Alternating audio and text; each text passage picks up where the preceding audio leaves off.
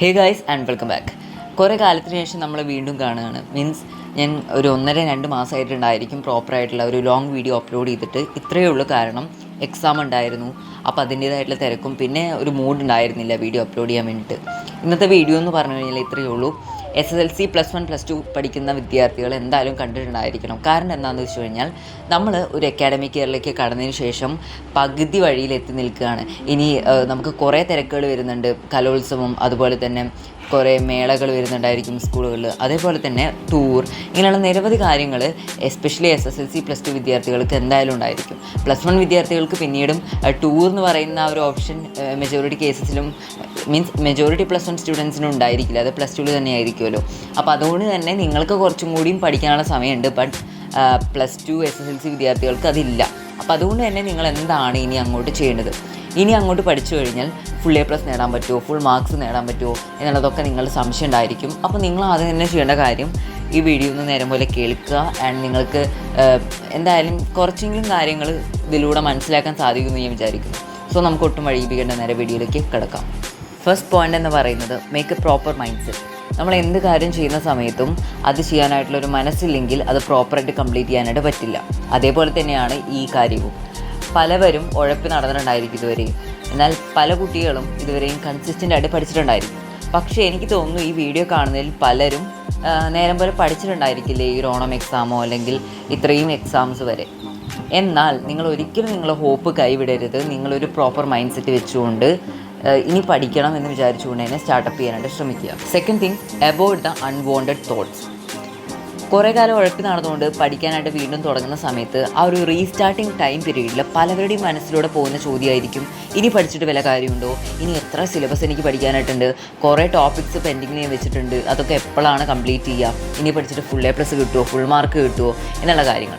അപ്പോൾ ഇങ്ങനെയൊക്കെ വിചാരിച്ചുകൊണ്ട് നല്ല ഡിസ്ട്രാക്റ്റഡ് ആണ് മൈൻഡ്, ആകെ കൺഫ്യൂസ്ഡ് ആണ് നിങ്ങളെന്നുണ്ടെങ്കിൽ അതൊക്കെ മാറ്റി വെച്ചുകൊണ്ട് നിങ്ങൾ ഒരു ഫ്രഷ് സ്റ്റാർട്ടപ്പ് ചെയ്യുക. ഇനി തൊട്ടുകൊണ്ട് നല്ല രീതിയിൽ പഠിക്കുമെന്ന് നിങ്ങളുടെ മൈൻഡിൽ ഉറപ്പിക്കുക. എന്നിട്ട് നല്ല രീതിയിൽ പഠിക്കാനായിട്ട് തുടങ്ങുക. നമുക്ക് കഴിഞ്ഞു പോയ കാര്യങ്ങളെ ഇനിയൊന്നും മാറ്റി തിരുത്താനൊന്നും പറ്റില്ല. ഇനി അങ്ങോട്ട് വരാൻ പോകുന്ന കാര്യങ്ങൾ നമുക്ക് നല്ല രീതിയിൽ ചെയ്യാനായിട്ട് പറ്റും. അപ്പോൾ നിങ്ങൾ ചെയ്യേണ്ടത് കഴിഞ്ഞു പോയ കാര്യങ്ങളെക്കുറിച്ച് ഓർക്കാതെ ഇനി വരുന്നതിനെ കുറിച്ചിട്ട് ഓർത്തിട്ട് അതിന് വേണ്ടിയിട്ടുള്ള പ്രോപ്പറായിട്ടുള്ള പ്ലാൻ ക്രിയേറ്റ് ചെയ്തുകൊണ്ട് വർക്ക് ചെയ്യുക എന്നുള്ളതാണ് നിങ്ങൾ ചെയ്യേണ്ട കാര്യം. ആൻഡ് ദ തേർഡ് പോയിൻ്റ് എന്ന് പറയുന്നത്, create A plan for your Christmas exam. നിങ്ങളുടെ ക്രിസ്മസ് എക്സാമിന് വേണ്ടിയിട്ടുള്ള ഒരു പ്ലാൻ നിങ്ങൾ സെപ്പറേറ്റ് ക്രിയേറ്റ് ചെയ്യുക. ഇതിൽ നിങ്ങളുടെ മോഡൽ എക്സാമോ പബ്ലിക് എക്സാമോ ഒന്നും ഇൻക്ലൂഡ് ചെയ്തത്, അതിന് പകരം ഓൺലി ക്രിസ്മസ് എക്സാം മാത്രം കോൺസെൻട്രേറ്റ് ചെയ്തുകൊണ്ടുള്ള ഒരു പ്ലാൻ. ഇതിൽ നിങ്ങൾ എത്ര സിലബസ് ഇപ്പോൾ കവർ ചെയ്യാനായിട്ടുണ്ട്, എത്ര പെൻഡിങ് ടോപ്പിക്സ് നിങ്ങൾക്ക് അതിൽ കവർ ചെയ്യാനായിട്ടുണ്ട്, എത്ര പുതിയ പാഠങ്ങൾ പഠിച്ചു തീർക്കാനായിട്ടുണ്ട്, അതിൽ ഏറ്റവും കൂടുതൽ ഇമ്പോർട്ടൻ്റ് ആയിട്ടുള്ള ടോപ്പിക്സ് ഏതൊക്കെയാണ്, അതൊക്കെ ജസ്റ്റ് ഒന്ന് ഹൈലൈറ്റ് ചെയ്തിട്ട് വേഗം എഴുതി വെക്കുകയാണെങ്കിൽ നിങ്ങൾക്ക് എല്ലാം പഠിച്ചു കണ്ട് റിവൈസ് ചെയ്യുന്ന സമയത്തോ അല്ലെങ്കിൽ പഠിക്കാൻ തുടങ്ങുന്ന സമയത്തൊക്കെ വളരെ എളുപ്പം നിങ്ങൾക്ക് ആ ഒരു ടോപ്പിക്സ് കവർ ചെയ്യാനായിട്ടുണ്ട് എന്ന് മനസ്സിലാക്കാനായിട്ട് സാധിക്കും. അതേപോലെ തന്നെ മറ്റൊരു ഇമ്പോർട്ടൻറ്റ് പോയിൻ്റാണ്, എന്നാണ് ക്രിസ്മസ് എക്സാം എന്നുള്ളത് നമുക്ക് ഏകദേശം ഒരു ധാരണ ഉണ്ടായിരിക്കുമല്ലോ. എന്തായാലും ഡിസംബർ 1-ാമത്തെ ആഴ്ചയോ 2-ാമത്തെ ആഴ്ചയോ ആയിട്ടായിരിക്കും നിങ്ങളെ ക്രിസ്മസ് എക്സാം നടക്കുന്നുണ്ടായിരിക്കുക. അപ്പോൾ അതുകൊണ്ട് തന്നെ ആ രീതിയിൽ പ്ലാൻ ക്രിയേറ്റ് ചെയ്യുക. ആൻഡ് എത്ര ടോട്ടൽ ചാപ്റ്റേഴ്സ് ഉണ്ട് എന്നൊക്കെ നമ്മൾ അതിൽ എഴുതി വയ്ക്കുക.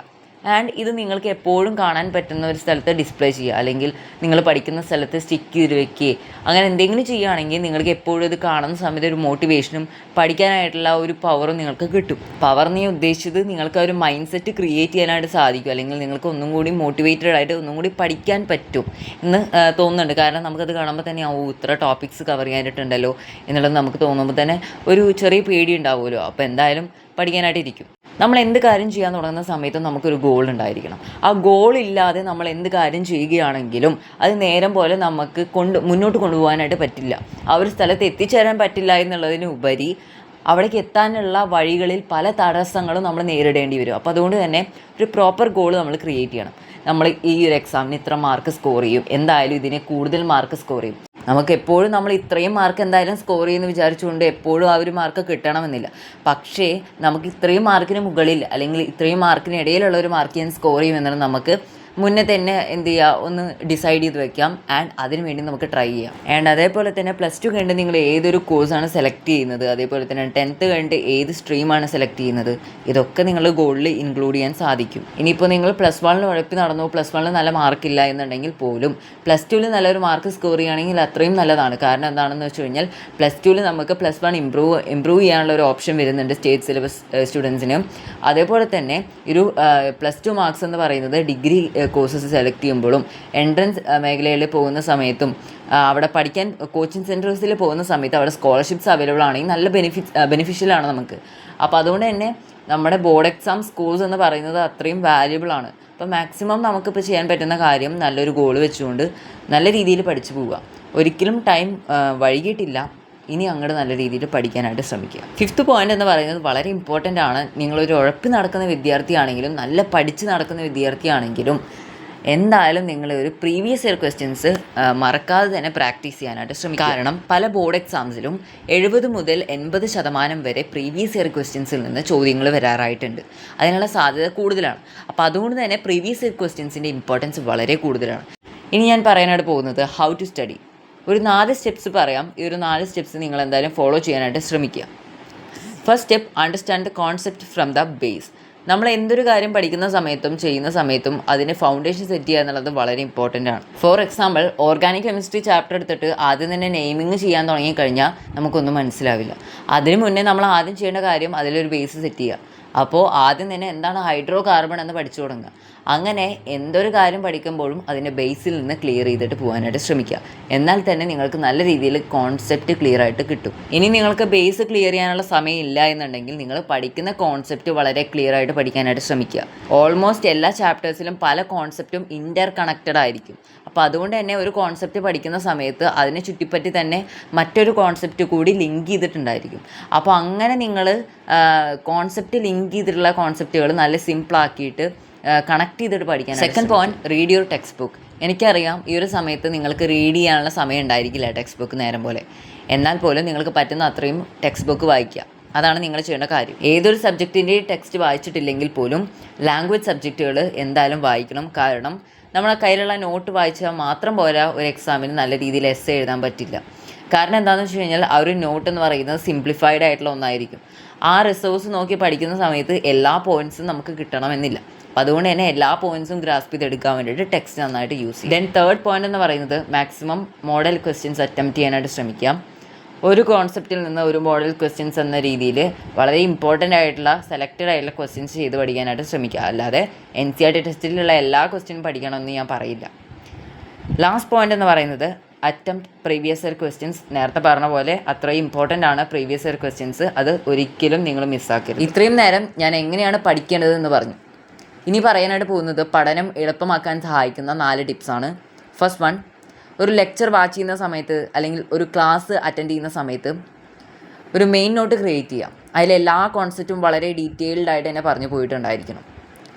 ശേഷം ലെക്ചർ വാച്ച് ചെയ്ത് കഴിഞ്ഞാൽ ഉടനെ തന്നെ നിങ്ങൾ ആ ഒരു നോട്ട് റിവൈസ് ചെയ്യാനായിട്ട് ശ്രമിക്കുക. അല്ലെങ്കിൽ പിന്നീട് നിങ്ങൾക്ക് എടുത്ത് നോക്കുന്ന സമയത്ത് ഒന്നും മനസ്സിലാവില്ല, കുറേ കാര്യങ്ങൾ മറന്നു പോയിട്ടുണ്ടായിരിക്കും. അപ്പോൾ തന്നെ പഠിക്കുകയാണെങ്കിൽ എന്തായാലും നിങ്ങൾക്ക് എക്സാമിൻ്റെ തലേദിവസമൊക്കെ എടുത്ത് നോക്കുന്ന സമയത്ത് പെട്ടെന്ന് തന്നെ എല്ലാ കാര്യങ്ങളും ഓർമ്മ വരും. ശേഷം ഒരു ഷോർട്ട് നോട്ട് ക്രിയേറ്റ് ചെയ്യുക. പഠിച്ച കാര്യങ്ങൾ വെച്ചുകൊണ്ട് നിങ്ങൾക്ക് ഇമ്പോർട്ടൻ്റ് ആയിട്ട് ഏതാണ് തോന്നുന്നതെന്ന് നിങ്ങൾക്ക് തോന്നുന്നുണ്ടായിരിക്കുമല്ലോ. ആ ഇമ്പോർട്ടൻറ്റ് ക്വസ്റ്റ്യൻസ് ഇൻക്ലൂഡ് ചെയ്തുകൊണ്ട് ഒരു ഷോർട്ട് നോട്ട് ക്രിയേറ്റ് ചെയ്യുക. ഏറ്റവും അവസാനം ചെയ്യേണ്ട ഒരു കാര്യമാണ് revise it alternately or frequently.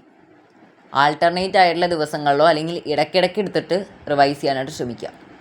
ഇത് നിങ്ങളെ ആ ഒരു കോൺസെപ്റ്റ് പഠിച്ചത് കൂടുതൽ കാലം ഓർമ്മ നിൽക്കാൻ വേണ്ടിയിട്ട് സഹായിക്കും. അപ്പോൾ അതുകൊണ്ട് തന്നെ എളുപ്പത്തിൽ തന്നെ എക്സാം എഴുതി തീർക്കാനായിട്ട് പറ്റും. ഇത്രയും നേരം ഞാൻ പഠിക്കാൻ എളുപ്പമാക്കാൻ സഹായിക്കുന്ന കുറേ ടിപ്സ് പറഞ്ഞു തന്നു. ഇനി ഞാൻ പറയാനായിട്ട് പോകുന്നത് നമ്മളെല്ലാവരും മനസ്സിലാക്കിയിട്ടുണ്ടായിരിക്കേണ്ട കുറച്ച് ട്രൂത്ത്സ് ആണ്. First one, make the best use of time. Time will not wait for you. സമയം ഓരോ സെക്കൻഡും അത്രയും വിലപ്പെട്ടതാണ്. അപ്പോൾ അതുകൊണ്ട് തന്നെ നിങ്ങൾ എന്തായാലും നല്ല രീതിയിൽ പഠിക്കാനായിട്ട് ശ്രമിക്കാം. സമയം ആർക്കും വേണ്ടി വെയിറ്റ് ചെയ്യില്ല. Make your book as your best friend. നിങ്ങൾ പഠിക്കുന്ന പുസ്തകത്തെ നിങ്ങളൊരു ബെസ്റ്റ് ഫ്രണ്ടായിട്ട് തന്നെ കണക്കാക്കാൻ ശ്രമിക്കുക. അല്ലാത്ത പക്ഷമാണ് നമുക്ക് അതിനോടൊരു വെറുപ്പ് തോന്നുക, അത് പഠിക്കാതിരിക്കാൻ തോന്നുക. ഈ പഠിക്കുന്നത് തന്നെ നിങ്ങൾക്ക് വേണ്ടിയാണല്ലോ, നിങ്ങളുടെ ഫ്യൂച്ചർ സെറ്റാക്കാൻ വേണ്ടിയിട്ട്. അപ്പോൾ അതുകൊണ്ട് തന്നെ പഠിക്കുന്ന കാര്യങ്ങൾ നല്ല രീതിയിൽ പഠിക്കുക. പുസ്തകത്തെ നിങ്ങളൊരു ബെസ്റ്റ് ഫ്രണ്ടായിട്ട് കാണുക. വളരെ ടഫായിട്ടുള്ള ടോപ്പിക്സിനെ അവോയ്ഡ് ചെയ്യാതെ അതിനെ മനസ്സിലാക്കിയെടുക്കാനായിട്ട് ശ്രമിക്കുകയെങ്കിലും ചെയ്യാം. Third point, start with your difficult topics or subject. നിങ്ങൾ ഏതെങ്കിലും ഒരു സ്റ്റഡി പ്ലാൻ വെച്ചുകൊണ്ട് പഠിക്കാനിരിക്കുകയാണെങ്കിൽ ആദ്യം തന്നെ നിങ്ങൾക്ക് ഏറ്റവും ബുദ്ധിമുട്ടായിട്ടുള്ളതും അല്ലെങ്കിൽ പെൻഡിങ്ങിൽ എപ്പോഴും വെച്ചുകൊണ്ടിരിക്കുന്ന ടോപ്പിക്സ് അല്ലെങ്കിൽ സബ്ജക്റ്റാണ് നിങ്ങൾ പഠിക്കാനായിട്ട് എടുക്കേണ്ടത്. അത് തന്നെ ആദ്യം കവർ ചെയ്യാനായിട്ട് ശ്രമിക്കുക. ഈ ഒരു പോയിൻറ്റിന് ബെനിഫിഷ്യൽ സൈഡും ഉണ്ട്, നോൺ ബെനിഫിഷ്യൽ സൈഡും ഉണ്ട്. നമ്മൾ നല്ല രീതിയിൽ കൃത്യമായിട്ട് കൺസിസ്റ്റൻ്റ് ആയിട്ട് ആദ്യം തന്നെ ടഫായിട്ടുള്ള ടോപ്പിക്സ് പഠിച്ച് തീർക്കുകയാണെങ്കിൽ പിന്നീട് നമുക്ക് പഠിക്കാൻ മറ്റ് സിമ്പിൾ ടോപ്പിക്സ് ആണെങ്കിലും മറ്റ് കാര്യങ്ങളാണെങ്കിലും പഠിക്കാൻ വളരെയധികം മോട്ടിവേഷനാണ്. കാരണം എന്താണ്, ഇത്രയും ടഫായിട്ടുള്ള ടോപ്പിക്സ് എനിക്ക് പഠിക്കാൻ പറ്റുമെങ്കിൽ ബാക്കിയുള്ള സിമ്പിൾ ടോപ്പിക്സ് എനിക്ക് വളരെ സിമ്പിളായിട്ട് പഠിച്ചു തീർക്കാൻ പറ്റും. അതേപോലെ തന്നെ ആദ്യം തന്നെ ഇങ്ങനെയുള്ള ഒരു ടഫ് ടോപ്പിക് എടുത്തുകൊണ്ട് പഠിക്കാനായിട്ടിരുന്നു. പിന്നീട് കുറച്ച് കഴിഞ്ഞപ്പോൾ പ്രൊക്രാസ്റ്റിനേറ്റ് ചെയ്യാനായിട്ട് തുടങ്ങി. പകുതി വെച്ചിട്ട് ആ ഒരു ഷെഡ്യൂൾ സ്റ്റോപ്പ് ചെയ്യേണ്ടി വന്നു. അങ്ങനെയാണെങ്കിൽ പിന്നീട് നിങ്ങൾക്ക് ഒട്ടും പഠിക്കാനായിട്ട് തോന്നുന്നില്ല. ഏറ്റവും സിമ്പിളായിട്ടുള്ള ടോപ്പിക്സ് പോലും നിങ്ങൾ കവർ ചെയ്യില്ല. അപ്പോൾ അതുകൊണ്ട് തന്നെ അതൊരു ഡിമോട്ടിവേഷനായിട്ട് മാറാനുള്ള സാധ്യതയും ഉണ്ട്. അപ്പോൾ അതുകൊണ്ട് തന്നെ ഈ ഒരു ടിപ്പ് എന്ന് പറയുന്നത് നമ്മൾ അവോയ്ഡ് ചെയ്യരുത്. ഇത് ചെയ്ത് തീർക്കുക തന്നെ വേണമെന്ന് വിചാരിച്ചുകൊണ്ട് തന്നെ നമ്മൾ ഈ ഒരു ടിപ്പ് യൂസ് ചെയ്യുക. ആദ്യം തന്നെ നല്ല ടഫായിട്ടുള്ള ടോപ്പിക്സ് എടുത്തുകൊണ്ട് കൺസിസ്റ്റൻ്റ് ആയിട്ട് തന്നെ പഠിച്ചു തീർക്കാനായിട്ട് ശ്രമിക്കുക. അങ്ങനെയാണെങ്കിൽ പിന്നീട് നമുക്ക് നല്ല രീതിയിൽ തന്നെ അത് യൂസ് ആവും. അതേപോലെ തന്നെ കുറേ നേരം ഇരുന്ന് പഠിക്കുമ്പോൾ തന്നെ നമ്മൾ ശ്രദ്ധിക്കേണ്ട കാര്യമാണ്, ഫിസിക്കലിയും മെൻ്റലിയും ആയിട്ട് നമ്മൾ നല്ല രീതിയിൽ തന്നെ പ്രിപ്പയർഡ് ആയിരിക്കണം. അതുകൊണ്ട് തന്നെ ഇടയ്ക്കിടയ്ക്കായിട്ട് നല്ല രീതിയിലുള്ള ഒരു മെൻ്റൽ ബ്രേക്സും ഫിസിക്കൽ ബ്രേക്സും എടുക്കുക. നല്ല രീതിയിൽ തന്നെ വർക്കൗട്ട് ചെയ്യുക, വാമപ്പ് ആവുക. സോ എനിക്കറിയാം ഈ ഒരു വീഡിയോ അത്യാവശ്യം ലെങ്തി ആയിട്ടുള്ള ഒരു വീഡിയോ ആയിട്ടുണ്ടായിരുന്നു. കുറേ ടോപ്പിക്സും എനിക്ക് കവർ ചെയ്യാനായിട്ട് പറ്റിയെന്ന് വിചാരിക്കുന്നു. നിങ്ങൾക്ക് ഈ ഒരു വീഡിയോ യൂസ്ഫുൾ ആയെന്ന് തോന്നിക്കഴിഞ്ഞാൽ താഴെ നിങ്ങളുടെ അഭിപ്രായം കമൻറ്റ് ചെയ്യുക. അടുത്തൊരു വീഡിയോയിൽ കാണുന്നവരേക്കും താങ്ക്സ് ഫോർ വാച്ചിങ്.